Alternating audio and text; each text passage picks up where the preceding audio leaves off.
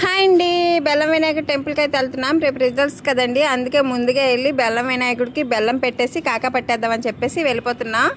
అలాగే బస్సు ఎక్కేసామండి. ఇంకా 99 ఎక్కేసి అక్కడ కలెక్టర్ ఆఫీస్ దగ్గర దిగిపోయి అలా మెల్లిగా మాట్లాడుకుంటూ నడుచుకుంటూ వెళ్ళిపోయామన్నమాట.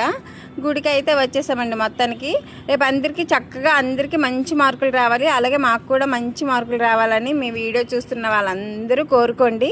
అవే వచ్చేస్తాయి. మాకే కాదు, అందరి పిల్లలు కూడా హ్యాపీ అవ్వాలని అనుకుంటున్నాం.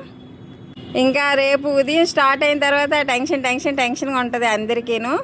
ఇక్కడ బెల్లం వినాయకుడి ప్రత్యేకత ఏంటంటే కొబ్బరికాయ కాదండి, బెల్లమే ఇస్తారు వినాయకుడికి. బెల్లం ఇచ్చి మనం ఏం కోరుకోవాలంటే అవి కోరికలు తీరిన తర్వాత బెల్లం ఎన్ని కేజీలు మొక్కుకుంటే అన్ని కేజీలు ఇవ్వాలన్నమాట. ఫస్ట్ సారి కదని మేము కేజీ తీసుకొని వెళ్ళాం అనమాట. అక్కడ చెట్టుకి వినాయకుడు కూడా వెలిసిందనమాట. అది కూడా చూసాం, చాలా బాగా అనిపించింది. మా శ్యాముకు కూడా చెప్తే చక్కగా ప్రదక్షిణలు చేసేస్తుంది. రేపు రిజల్ట్స్ కదా, బాగా వచ్చేయాలని చెప్పేసి పాపం తిరిగేసింది పిల్ల గుడి చుట్టూను. చక్కగా తిరిగేసింది. గుడి కూడా చాలా బాగా మాకు దర్శనం కూడా అయిపోయింది హ్యాపీగానే. ఇంకా అన్నీ అయిపోయిన తర్వాత ఇంకా చిన్న సెల్ఫీలు, ఫోటోలు, వీడియోలు అవి అలా కవర్ చేసేసామన్నమాట.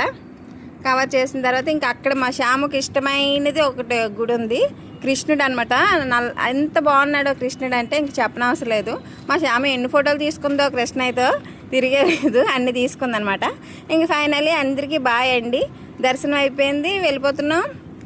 రేపు అందరికీ ఆల్ ది బెస్ట్ అండి. 10th రిజల్ట్స్ వచ్చాక మీరు కామెంట్ చేయండి, అలాగే మా వీడియో చూసి లైక్ చేయండి. బాయ్, అందరికీ ఆల్ ది బెస్ట్.